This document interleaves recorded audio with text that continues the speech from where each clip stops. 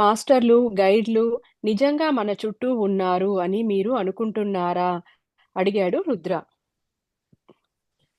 మార్గదర్శకులు అంతటా ఉన్నారు. అయితే ప్రతి మానవుడి ఆధ్యాత్మిక ఆమ్, కార్మిక స్థాయిలను బట్టి ఉనికి ఉంటుంది.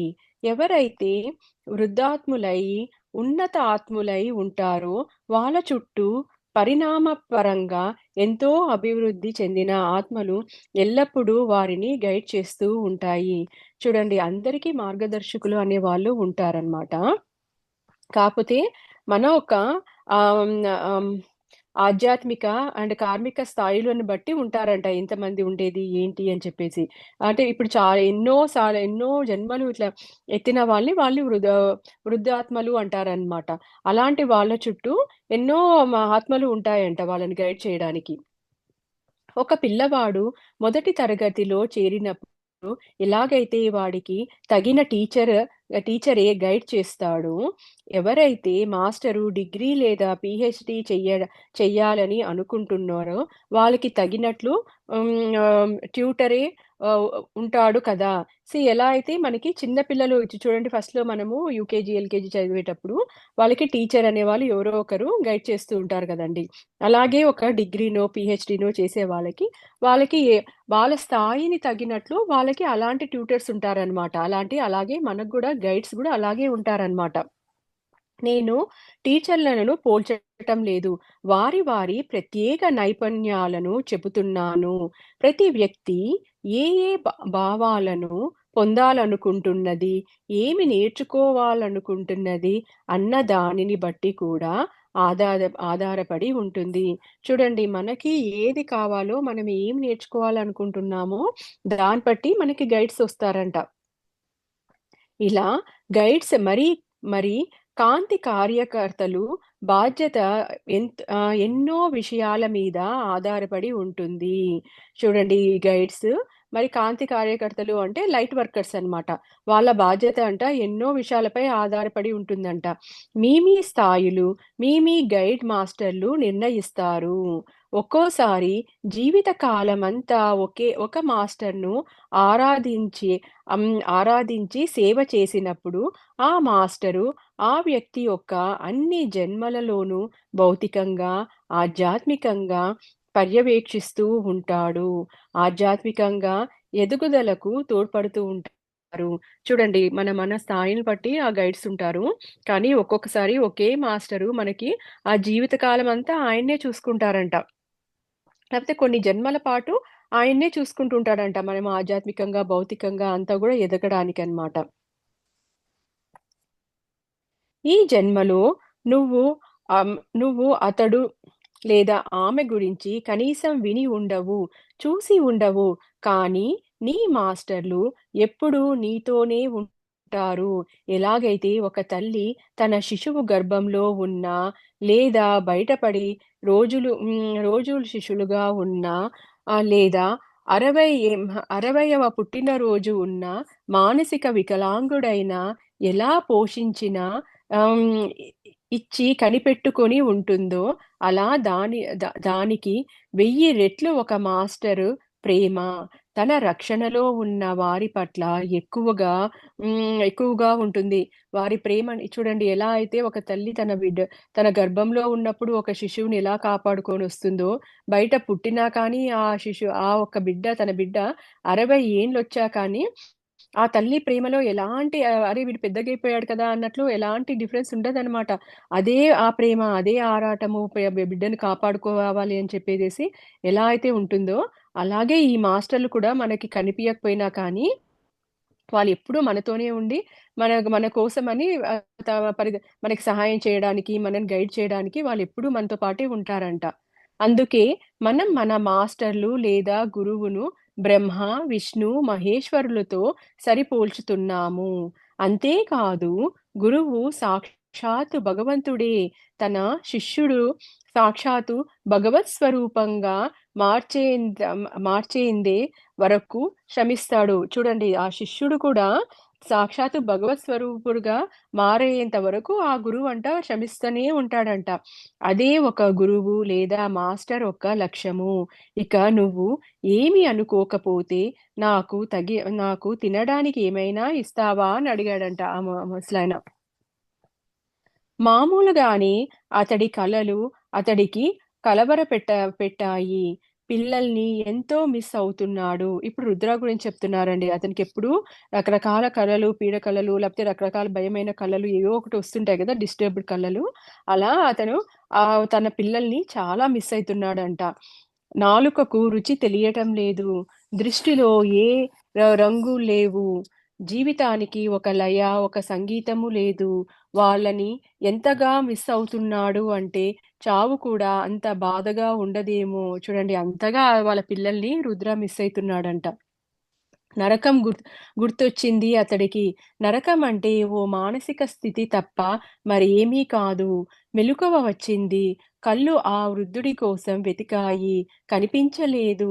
రుద్ర తన స్లీపింగ్ బ్యాగ్‌లో నుంచి బయటికి తన స్లీపింగ్ బ్యాగ్‌లో నుండి బయటికి వచ్చాడు. వ్యాను దిగాడు.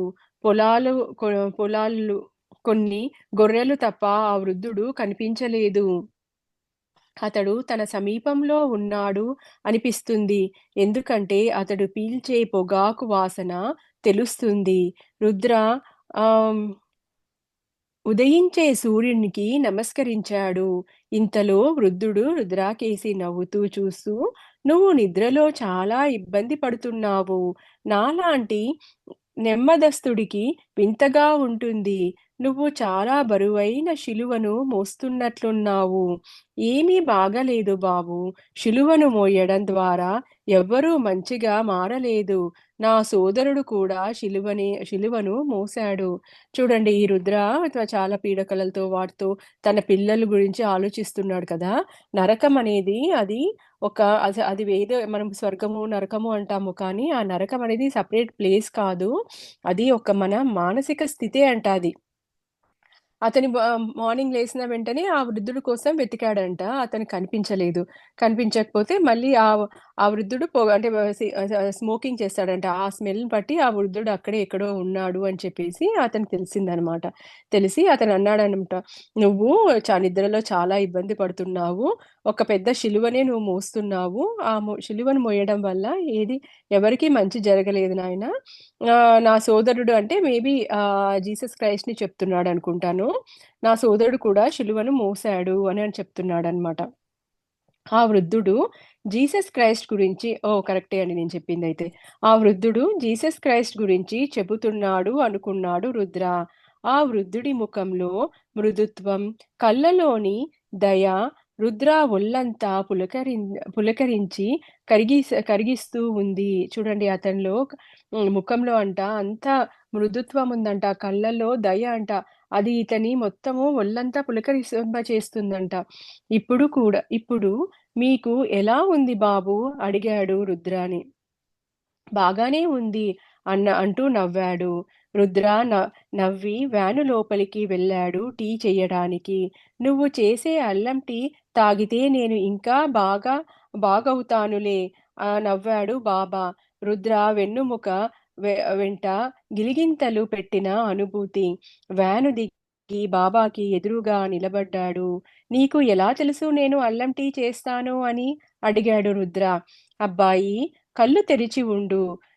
జాతకం కన్నా బాగా నువ్వు వ్యక్తిని చదవగలుగుతావు. చూడండి ఎప్పుడైతే మనం కళ్ళు తెరిచి మనం అబ్జర్వ్ చేయడం మొదలు పెడతామో, జాతకం కన్నా ఒక వ్యక్తిని మనము చదవగలుగుతామంట. నీవు పంచదార టీ డబ్బాలో పక్కన అల్లం, మింట్ ప్యాకెట్లు చూశాను. నువ్వు చాలా మంచివాడివి.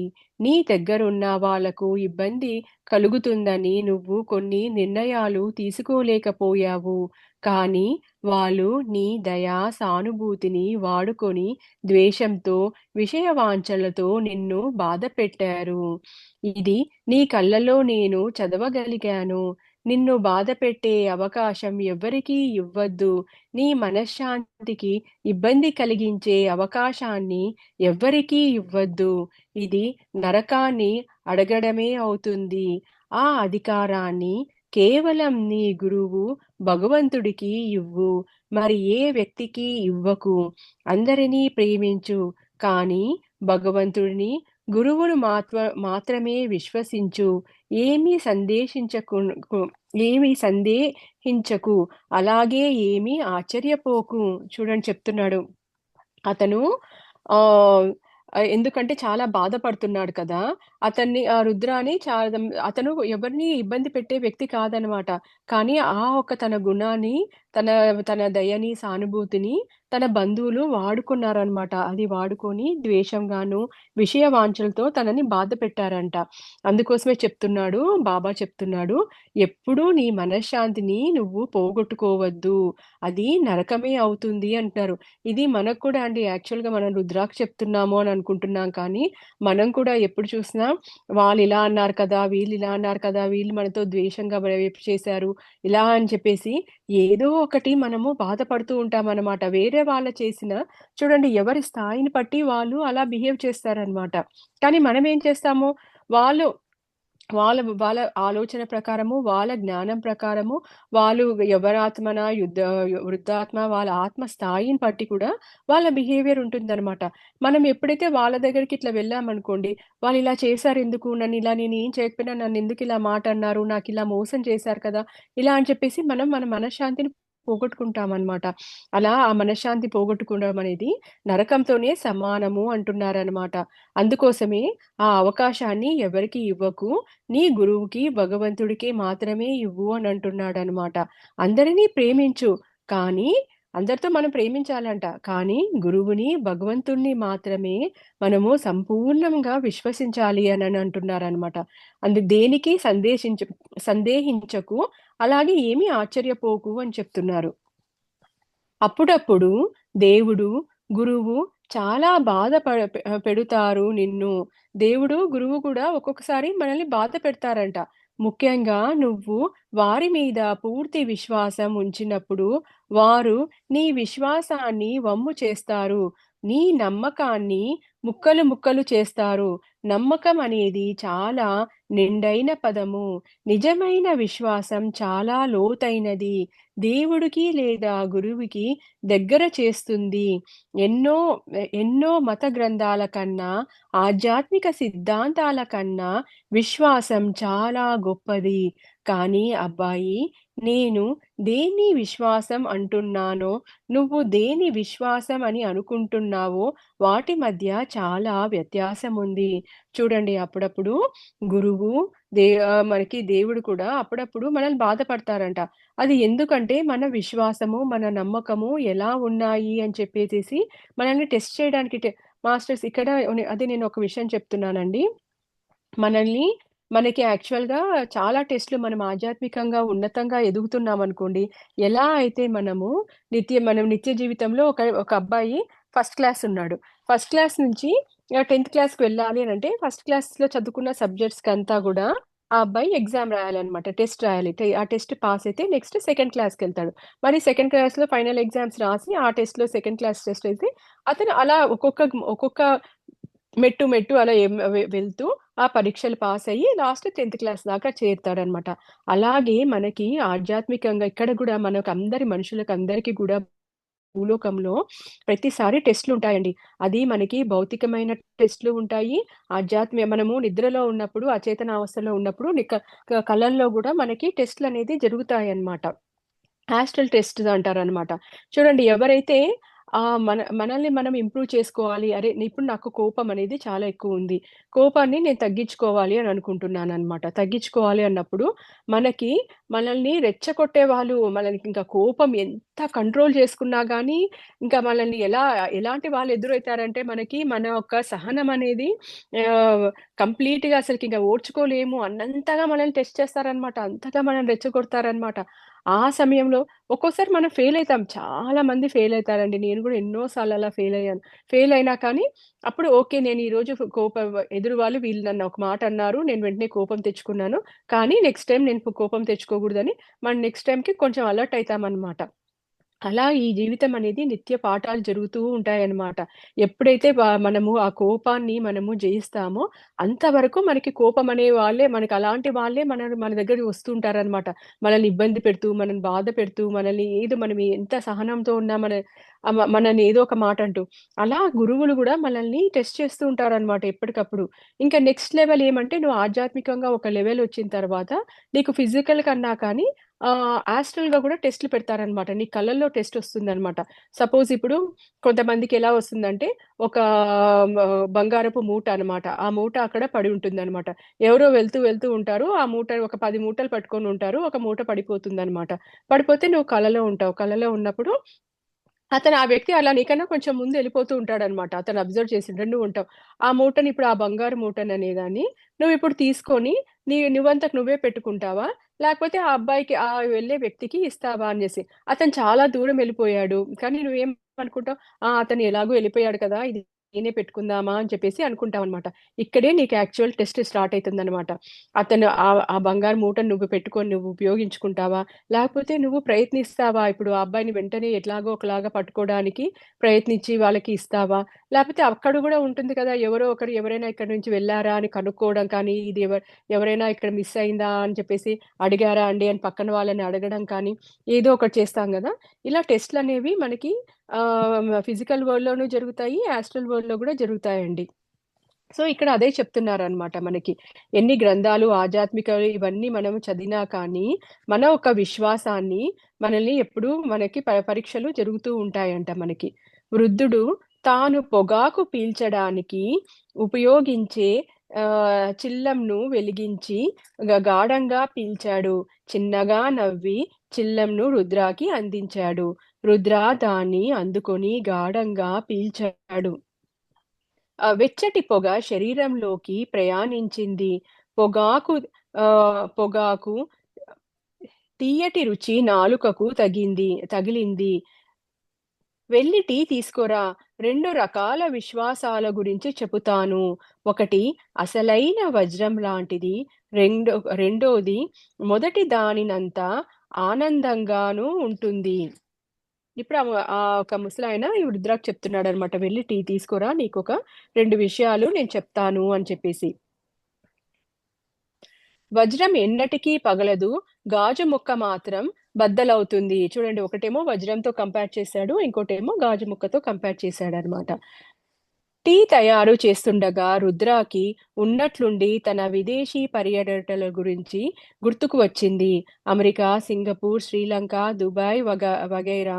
కారణం తెలియదు కానీ హిత్రూ ట టన్ టర్మినల్ దగ్గర ఉన్న స్టార్బక్స్ కాఫీ కేఫ్ దగ్గర కూర్చొని పరిగెట్టి ప్రపంచాన్ని చూస్తూ గ గడిపేయడం గురించి గుర్తొచ్చింది. చూడండి అతను ఒక స్టార్బక్స్‌లో కూర్చొని కాఫీ తాగుతూ మొత్తం అంతా ప్రపంచాన్నంతా గడిపేయాలి అని అనుకున్నాడంట. ఎన్నో రకాల ప్రజలు, జాతులు, రంగులు ప్రతి ఒక్కరికి తనదైన ప్రపంచం.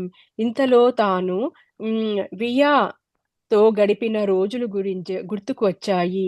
వియా తన సోదరుడి కన్నా సన్నిహితంగా వచ్చాడు. అతనికి ఆహ్, పెట్ పెట్ స్పెయిన్‌తోనూ ఎన్నో రోజులు గడిపాడు రుద్ర. పెట్ ఫ్రెండ్స్ అండి. అతను పెట్ ఫ్రెండ్స్‌తోనూ ఎన్నో రోజులు గడిపాడంట రుద్ర. ఈ వియా అనే ఆ అబ్బాయి గురించి చెప్తున్నాడు. వియా ఆ రోజుల్లో జీవితాన్ని ఎంతో నెమ్మదైన హృదయంతోనూ, చక్కటి నవ్వుతోనూ చూస్తుండేవాడు. ఎమోషనల్‌గా, ఆర్థికంగా ఎలా ఉన్నా సరే రుద్ర పరిస్థితి గురించి వియాకు అర్థమవుతూ ఉండేది. జీవితం విధి చేత చెల్లాచెదురైన ఆ ఇద్దరూ ఎన్నో రోజులు కలిసి గడిపారు. మాన్‌హట్టన్ వీధుల గుండా నడుస్తూ ఆలస్యంగా రాత్రులు తిరుగుతూ చెక్క కుర్చీలో కూర్చొని హ్మ్. చెరగిన చెరగిన బడి రెస్టారెంట్లు బయట కూర్చొని కాఫీ తాగుతూ తిరిగి ఆఖరి రైలు ఎక్కి న్యూజెర్సీలోని ఇంటికి చేరేవాళ్ళు. వీళ్ళిద్దరూ అర్ధరాత్రి మామూలుగా అంతా బయట తిరుగుతూ, నడుస్తూ ఆలస్యంగా ఉండి లాస్ట్ రైలు తీసుకొని వాళ్ళు న్యూ జెర్సీలో ఇంటికి చేరేవాళ్ళంట. ఆ ఇద్దరు ఎంతో బాధకు గురైన వాళ్ళు అయినా ముఖం పైన చిరునవ్వు, కళ్ళలో మెరుపు చెదగనివ్వలేదు. ఆ ఇద్దరు వారి జీవితాల గురించి, తమ గతాల గురించి మాట్లాడుకున్నారు. కానీ తమ హృదయాలను, వాటికైన గాయాలను విప్పి చెప్పుకోలేదు. వియాకు తెలుసు. రుద్ర రోజు రోజుకు దిగజారిపోతున్నాడు అని. ఏదో ఒక రోజు తన జీవితం అంతం చేసుకుంటాడేమో అని భయము. చెప్పా పెట్టకుండా రుద్ర వెళ్ళిపోతాడేమో అని ఆలోచించేవాడు. ఒక కప్పు టీ కావాలి అంటే తీవ్ర తపస్సు చెయ్యాలా? అడిగాడు బాబా. చూడండి ఇతను ఆ వియా గురించి రుద్ర ఆలోచనలోకెళ్ళిపోయాడనమాట. ఒకప్పుడు రుద్ర వియాతో గడిపిన రోజుల్లో అవన్నీ ఆలోచించుకుంటూ అలా ఉండిపోయాడనమాట. అప్పుడు మళ్ళీ బాబా అంటున్నాడు, "ఒక టీ కప్ కోసము ఇంతసేపు నేను తపస్సు చేయాలా?" అని అడుగుతున్నాడనమాట. మళ్ళీ బ్యాకొచ్చేసారు ప్రెజెంట్‌లోకి. "ఆలోచనలో మునిగిపోయాను" అన్నాడు రుద్ర. "అది చాలా ప్రమాదం అబ్బాయ్. ఆలోచనలు చాలా ప్రమాదకమైనవి. వాటిల్లో నుండి బయటకు రా. టీ తాగుదాము. చెట్టు కింద కూర్చొని కాస్త పొగ పీల్చుకుందాము. నిజమైన నమ్మకం గురించి మాట్లాడుకుందాము" అన్నారు.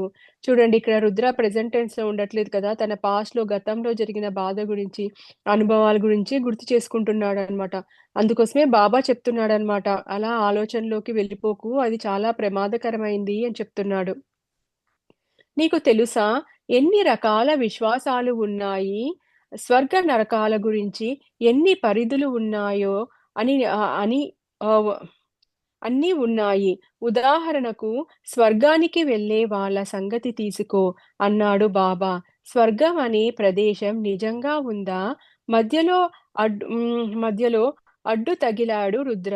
నీ ప్రశ్నకు సమాధానం చెప్పే ముందు నన్ను ఒక సంగతి అడగనీ. ఒక శక్తి సృష్టి చేస్తుందని, ఒక శక్తి పోషిస్తుందని, తిరిగి ఆ శక్తే నాశనం చేస్తుందని నువ్వు నమ్ముతున్నావా? సింపుల్‌గా అడిగాడు. అంటే సింపుల్‌గా అడిగాడు అంతే. నీకు దేవుడి మీద నమ్మకం ఉందా? అడిగాడు బాబా. చూడండి.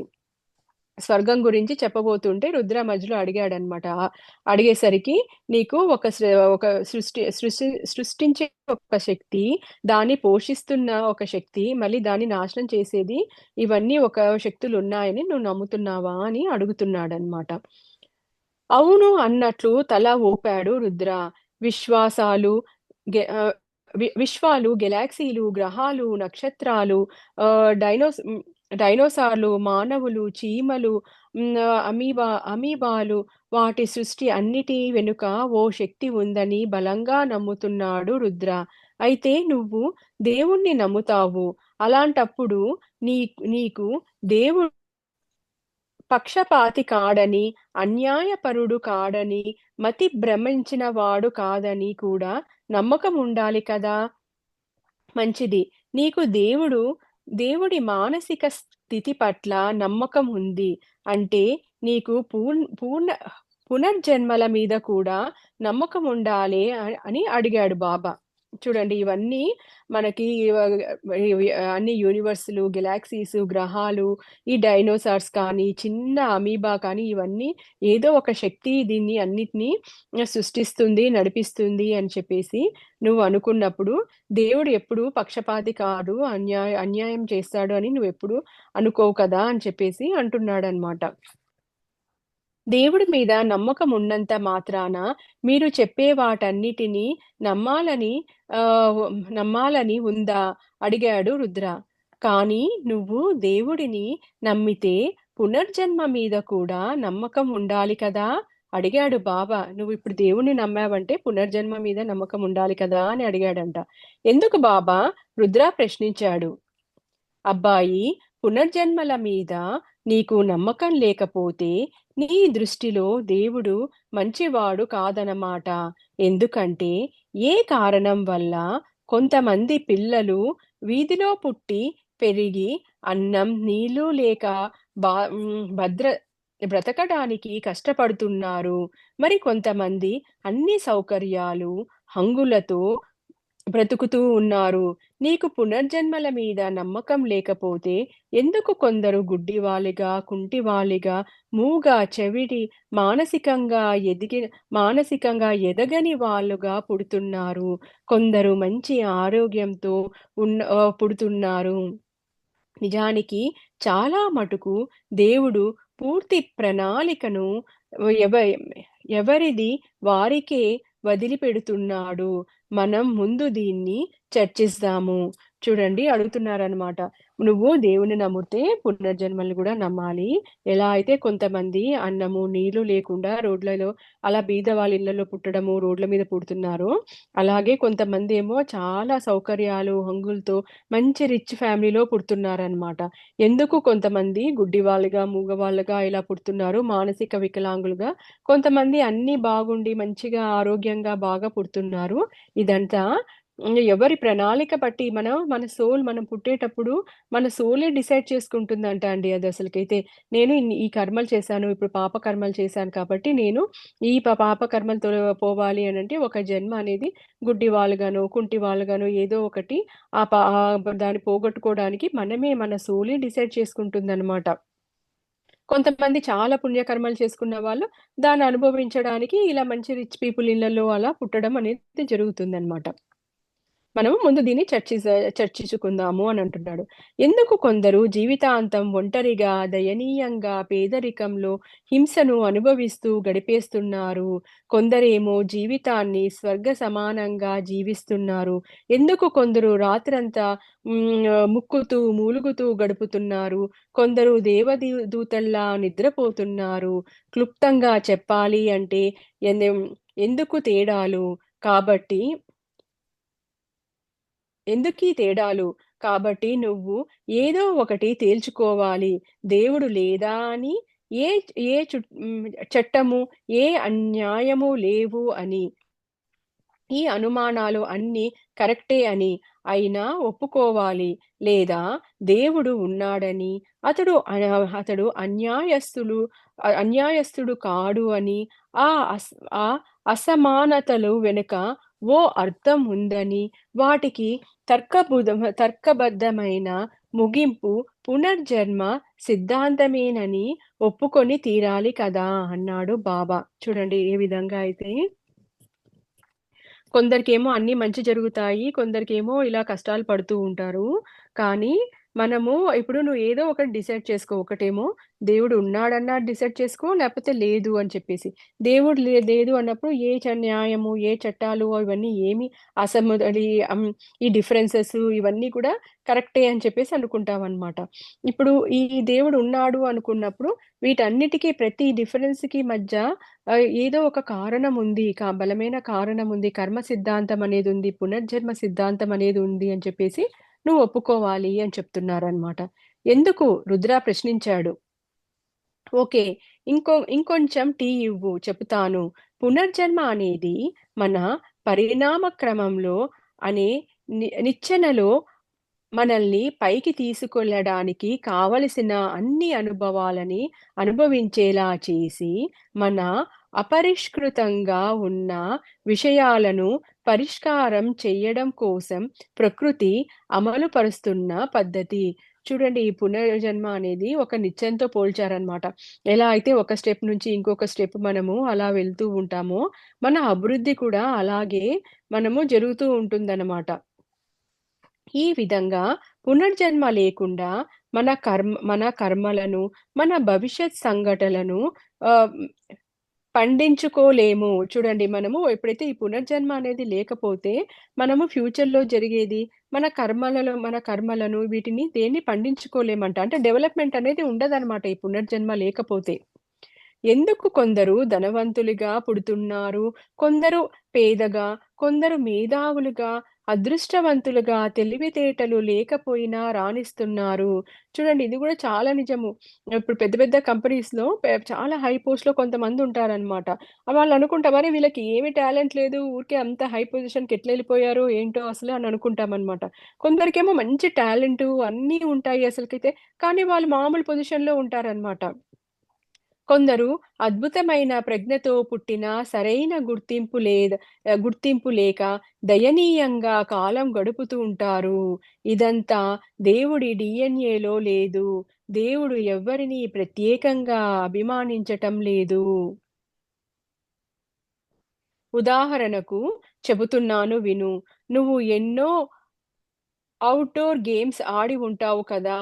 ఫుట్‌బాల్ లేదా బాస్కెట్‌బాల్ ఆటల్లో వాటి రూల్స్ ప్రకారమే ఆడాలి కదా! నిబంధనలకు వ్యతిరేకంగా ఆడావనుకో నిన్ను ఆట నుండి తొలగించడమో, ఇక ఇక ఎప్పుడూ ఆడకుండా చెయ్యడమో చేస్తారు కదా! ఎందుకు అంటే, నువ్వు ఆ ఆటకు సంబంధించిన నిబంధనలను అనుసరించక అనుసరించలేదు. అబ్బాయి, జీవితం అన్నిటికన్నా ఒక జీవితం ఆహ్, అన్నిటికన్నా ఒక పెద్ద ఆట. నిబంధనలు కూడా చాలా విపులంగా, గాఢంగా ఉంటాయి. వాటి ప్రకారం ఆడావా గ్రేట్. ఆడలేకపోయావా వాటి ప్రతిఫలాలను నువ్వే బాధ్యత వహించాల్సి వస్తుంది. చూడండి జీవితాన్ని ఒక గేమ్ లాగా చెప్పారనమాట. ఎలా అయితే ఒక గేమ్‌లో మనము ఆ ఒక రూల్స్‌ని పాటించలేదో అప్పుడు మనల్ని కొంత కొంత సమయం బయటికి పంపియడము, లేకపోతే ఇంక నువ్వు ఆ గేమ్‌కి కాదని మనల్ని శాశ్వతంగా పంపియడమో ఏదో ఒకటి జరుగుతుంది కదా! అలాగే ఈ జీవితం అనేది కూడా ఒక గేమ్ లాంటిదనమాట. అక్కడ మనకున్న నిబంధనలు అనుసరించి మనము ఎంత మంచిగా చేయగలుగుతామో అప్పుడు మనం దాన్ని బట్టి కూడా డిసైడ్ అయితుందనమాట. నువ్వు ఆడావా? గ్రేట్. మంచిగా రూల్స్ ప్రకారం ఆడితే గ్రేట్. లేకపోతే ఆ ఫలితాలనమాట. ఆ కర్మలనేది ఆ ఫలితాలు కూడా మనకొస్తాయన్నమాట. ఆ ఫలితాలు ఒక్కొక్కసారి మళ్ళీ మరో ఆటకు కొనసాగించబడుతాయి. ఒక ఆటలో ఒక తప్పిదం జరిగితే వాటికి మరికొన్ని ఆటలు శిక్ష విధించుకోవాల్సి వస్తుంది. అంటే ఆ శిక్ష మరో ఆటకు బదిలీ కాబడుతుంది. కానీ అప్పటి ఆటలో కారణం తెలియక ఆ శిక్ష భరించవలసిన వ భరి భరించవలసినప్పుడు బాధపడుతా బాధపడుతాడు. చూడండి ఒక గేమ్‌లో మనము తప్పుగా ఆడినప్పుడు నెక్స్ట్ గేమ్‌లో అనేది ఆ శిక్ష అనేది మనకుంటుందంట. ఆ ప్రభావం కానీ నెక్స్ట్ గేమ్‌లో ఉంటుందన్నమాట.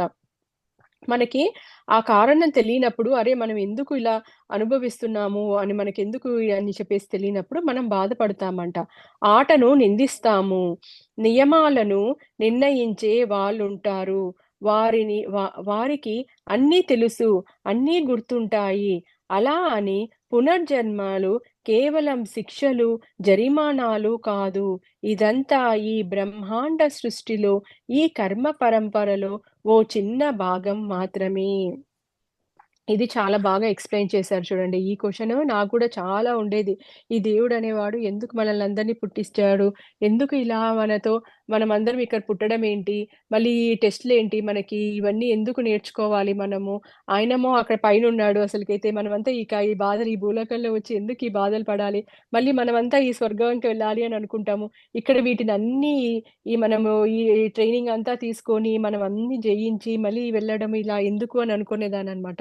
సేమ్ దాన్ని ఇలాగే ఎక్స్‌ప్లెయిన్ చేస్తున్నాడు అసలు మన జీవితం ఎందుకు ఇక్కడ మన భూలోకంలో ఉన్నాము అని చెప్పేదానికి. ఒక ఆటలో మనం ఏదైనా సరిగ్గా ఆడకపోతే ఆ ఆటది ఆటకి ఆ శిక్ష అనేది ఎళ్తుందంట. అది ఎప్పుడైతే మనకు ఆ శిక్ష ఎందుకేశారో తెలియనప్పుడంట మనం బాధపడతామంట. ఆ ఆటని నిందిస్తామంట అసలకైతే. నిందించి మళ్ళీ కానీ అవన్నీ ఆ నియమాలు ఆ రూల్స్ ఎవరైతే ఫార్మ్ చేసారో అతనికి అన్నీ తెలుసనమాట. ఆ అబ్బాయికి ఎందుకు ఆ శిక్ష వేశాము అని చెప్పేసి. ఇలాగే ఈ పునర్జన్మల్లో కూడా మనం ఏం చేస్తామంటే, మనం గత జన్మలో చేసినవి మనకి గుర్తుండవనమాట. గుర్తు ఉండకపోవడం వల్ల మనం ఏమనుకుంటాం భగవంతుడు ఎందుకు నాకిలా చేశాడు? ఇలా అని చెప్పేసి మనం తిట్టుకుంటామనమాట. కానీ ఈ పునర్జన్మలనేది కేవలము శిక్షలు, జరిమానాలు మనం ఇట్లా బాధపడడానికే కాదనమాట.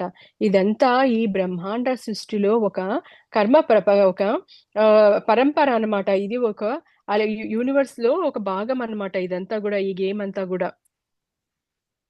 కొందరంటారు, వారి సమయమంతా కష్టించి పని చేస్తారు. వారి తెలివితేటలు, మేధస్సును, ఇంగిత జ్ఞానాన్ని ఉపయోగించి ఇతరులు 3 సంవత్సరాల్లో పూర్తి చేయాల్సిన దాన్ని ఒకే సంవత్సరంలో పూర్తి చేస్తారు.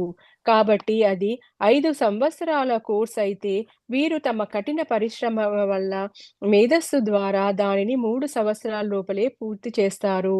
కష్టించి పని చేస్తే మంచి పంట అందుతుంది. ఎవరైతే సంతోషాలను, విశ్రాంతి సమయాన్ని త్యాగం చేసి 5 సంవత్సరాల కోర్సు 3 సంవత్సరాల్లో పూర్తి చేస్తారో వారు జీవితంలో 2 సంవత్సరాలు మిగతా వారితో పోలిస్తే ముందుంటారు, పురోగమిస్తారు. దీన్ని బాబా ఎక్కువగా ఎగ్జాంపుల్ లాగా చెప్తున్నారండి. ఒక 5 ఇయర్స్ కోర్స్ ఉందనుకోండి. ఆ కోర్స్‌ని ఏం చేశామంటే మనము ఫ్రీ టైమ్‌లో ఖాళీగా ఉన్న టైంలో అంతా గూడా ఆ కోర్స్ గురించి చాలా కష్టపడి, మనం మన మేధస్సుని ఉపయోగించి కరెక్ట్‌గా మన మేధస్సుని ఉపయోగించి 3 ఇయర్స్‌లోనే ఆ కోర్స్ కంప్లీట్ చేశాననమాట. 5 ఏళ్ల కోర్స్‌ని త 3 ఇయర్స్‌లోనే కంప్లీట్ చేశాము. అప్పుడు 2 ఇయర్స్ మనకింకా మనకు కలిసొచ్చింది కదా! అసలకైతే. సో, మిగతా వాళ్ళేం చేస్తారు నార్మల్‌గా ఉన్నవాళ్ళు, వాళ్ళు 5 ఏళ్ళు కోర్స్ చేస్తారనమాట. ఈ 2 సంవత్సరాలనేది మనకి మిగిలిపోయింది కదా! మనకి. సో, అది మనకు కలిసొస్తుందనమాట. మనం ముందు ఉంటామనమాట. 2 సంవత్సరాలు మిగతా వాళ్ళకన్నా ముందుంటామనమాట. ఇది చూసి మిగతా వాళ్ళు మేనేజ్‌మెంట్‌ను నిందించి మాకెందుకు 2 సంవత్సరాలు కన్సెషన్ ఇవ్వరు? అంతా అన్యాయమా? అని నిందియ్యడము సబబు కాదు కదా! చూడండి ఎవరో ఒక అబ్బాయి బాగా చదువుకొని అతను తొందరగా ఫాస్ట్‌గా 5 ఇయర్స్ కోర్స్‌ని 3 ఇయర్స్‌కే కంప్లీట్ చేశాడనమాట. కానీ మిగతా వాళ్ళందరూ ఆ మేనేజ్‌మెంటెళ్లి మాకు గూడా 2 ఇయర్స్ కన్సెషన్ ఇవ్వచ్చు కదా! అని మేనేజ్‌మెంట్‌ని మనం నిందిస్తామా అని అడుగుతున్నారనమాట. నీకు ఏది లభించాల్సి ఉంటుందో అదే లభిస్తుంది. ఏ ఏ చదువు, ఏ పనితనము, ఏ నైపుణ్యాలు వృధా కావు. ఇతర ఇతర జీవిత కాలాలకు బదిలీ అవుతాయి. అందుకే కొందరు కొన్ని విషయాల పట్ల చురుగ్గా ఉంటారు. కొందరు మేధావంతులుగా కొన్ని రంగాల్లో నిర్దాష్టులై ఉంటారు.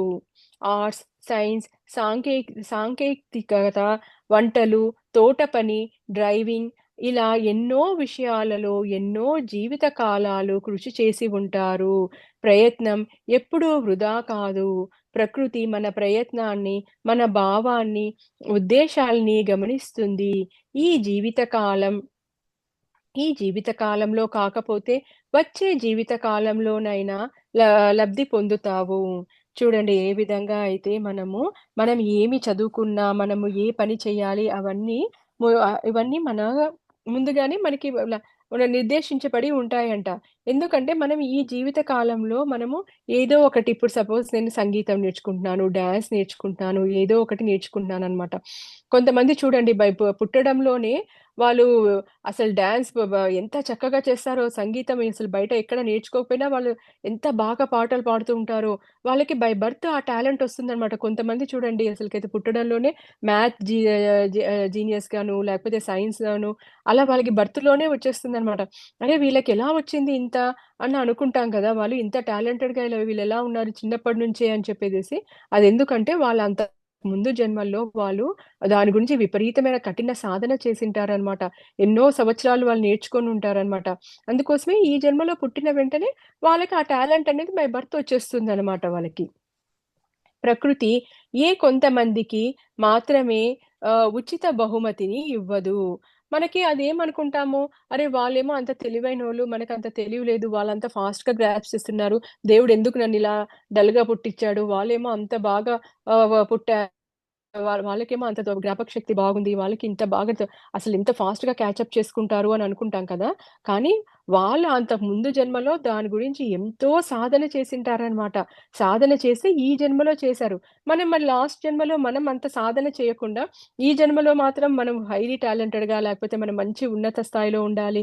మనము బాగా రిచ్‌గా ఉండాలి. లేకపోతే ఆధ్యాత్మికంగా ఎంతో అలా ఎన్నెన్నో అనుకుంటాము. వేరే వాళ్ళతో కంపేర్ చేసుకుంటామనమాట. కానీ ఆ కంపేర్ చేసుకునే దానికి కారణం ఇది అంటున్నారు. కొంతమంది వంటలు ఎంత బాగా చేస్తారో అసలకైతే వాళ్ళు. అలాంటప్పుడు వాళ్ళు ఆ వంటల్లో అంతకు ముందు జన్మల్లో నుండే వాళ్ళు చాలా దాని గురించి రీసెర్చ్ చేయడము, దాన్ని ఎలా దాని మీద చాలా పెట్టింటారనమాట. అలా ఏది స్పోర్ట్స్ అయినా కానీ, మ్యూజిక్, ఆర్ట్స్, క్రీడలు, తెలివితేటలు ఇవన్నీ ముందు జన్మల్లో నుండే వాళ్ళు ఆ సాధన చేసుంటేనే ఈ జన్మలో క్యారీ అయితాయన్నమాట.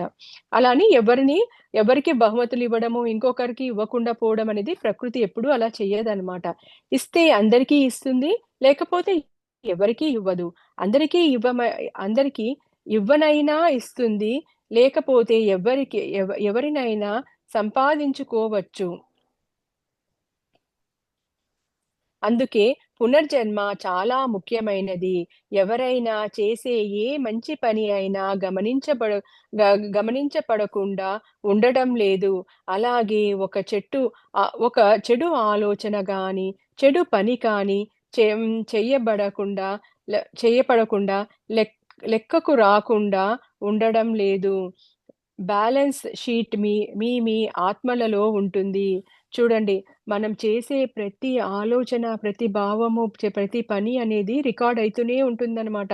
మనం అనుకుంటాం ఎలా అయితే మనల్ని ఎవరు చూస్తున్నారు? నేను నా బ్రెయిన్‌లో ఎవరెవరి గురించో అంతా చెత్త ఆలోచనలన్నీ ఆలోచించుకున్నాననుకోండి. వీళ్ళిలా అవ్వాలి, వాళ్ళిలా అవ్వాలి, లేకపోతే వీళ్ళు అబ్బా! నా అసూయ, వీళ్ళింత అబ్బా! వీళ్ళకేంలే అన్నీ కలిసొచ్చాయి వీళ్ళకి అలా అనుకున్నాను. కానీ పైకి కనిపించినప్పుడేమో బావున్నారండి అని చెప్పేసి నేను అనుకున్నానండి. వాళ్ళతో మంచిగా ఉన్నాననుకోండి. కానీ నేనేమనుకుంటాను, అరే! వాళ్ళకేం తెలుస్తుందిలే నేను మనసులో ఇంత తిట్టుకుంటున్నాను వాళ్ళని అని అనుకుంటాను.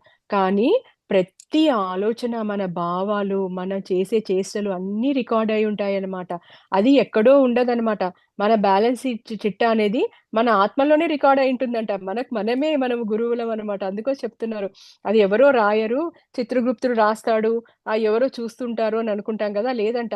అవి ఎవ్రీథింగ్ మన ఆత్మలోనే ఆ బ్యాలెన్స్ షీట్ అనేది ఉంటుందంట. అన్ని లెక్కలు ప్రతి ఒక్కరి సొంత ఆత్మలోని నిర్దిష్టమై ఉంటుంది. కంప్యూటర్ లాగా ప్రతి ఒక్కటి ఎప్పటికప్పుడు నమోదు కాబడుతూనే ఉంటాయి. ఆత్మ ప్రకృతి యొక్క సహజ సిద్ధమైన అకౌంటెంటు. చూడండి, ఆత్మ అనేది ప్రకృతి యొక్క సహజ సిద్ధమైన అకౌంటెంట్ లాగా పనిచేస్తుందంట. నీ యొక్క చర్యలకు వేరే వేరే ఎవ్వరు నిర్ణయాలు చెప్పరు, తీర్పులు ఇవ్వరు. నీ యొక్క ఆత్మే అన్ని లెక్కలను చూసుకొని ఏది చే ఏది ఏది దేనికి పరిష్కారంగా నిర్ణయించుకోవాలి, ఏది దేనికి బహుమానంగా స్వీకరించాలి అని నిర్ణయించుకుంటుంది. చూడండి, అక్కడ దేవుడు గూడా మనకి ఏం చెప్పడనమాట. నువ్వు నిర్ణయించుకో అనే చెప్తాడనమాట. మన ఆత్మలోనే మనము ఈ జన్మలో కానీ, రోజులో కానీ ఎన్ని మంచి పనులు చేశామో, ఎన్ని చెడు పనులు చేశామో, మన ఆలోచనలెలా ఉన్నాయి, మన భావాలెలా ఉన్నాయి అన్నీ రాసుకుంటుందంట. దాని ప్రకారమే మన ఒక ఏంటి బహుమానాలైనా కానీ, లేపోతే పనిష్మెంట్స్ అయినా కానీ లెక్క అంతా గూడా ఆ ఆత్మనే డిసైడ్ చేసుకుంటుందంట. మనం అనుకుంటాం ఎవరో చేస్తారు అని చెప్పేసి. లేదండి, మన ఆత్మనే. ఇందుకోసమే పునర్జన్మ చాలా ముఖ్యమైనది. ఆత్మ బరు ఆత్మ బరువులు మోసుకొని వెళ్ళడాన్ని అసహించుకుంటుంది. ఆత్మ తాను కోరుకున్న ప్రణాళికను అమలు పరుచుకోవడం కోసం కొన్ని అనుభవాలను పొందటానికి నిర్ణయించుకుంటుంది. చూడండి, ఆత్మ అంట తను యాక్చువల్‌గా మనం పుట్టేటప్పుడు మనం ఒక ప్రణాళికతో పుడతామనమాట. ఈ జన్మలో ఇవివి చెయ్యాలి అని చెప్పేసనమాట. ఇవి అవ్ ఇవి నేను తెలుసుకోవాలి, ఇవి నేర్చుకోవాలి అని చెప్పేసి. ఆ అనుభవాలని మనము ఏం పొందాలో అని అది ముందుగానే నిర్ణయించుకుంటుందనమాట.